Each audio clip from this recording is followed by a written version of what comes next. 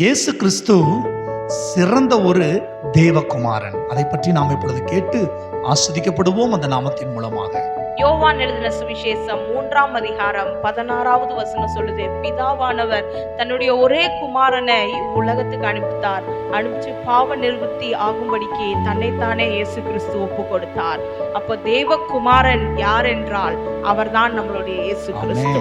நம்மளுடைய பாவங்களுக்காக, நம்மளுடைய மீறல்களுக்காக சிலுவையிலே சுமந்து ரத்தம் சிந்த வேண்டும் என்று அவர் மேல ஒரு சுத்தம் இருந்ததுனால தன்னுடைய ஒரே குமாரன் என்று பாராமல் பிதாவானவர் அவருடைய குமாரனை இந்த உலகத்தில் அனுப்பினார். அதனாலதான் நாம ரட்சிக்கப்பட்டிருக்கிறோம். ஹல்லேலூயா. இயேசு கிறிஸ்து நல்ல ஒரு தேவகுமாரனாக பரலோகத்து நன்மைகளை சந்தோஷம் அனுபவிச்சவர்.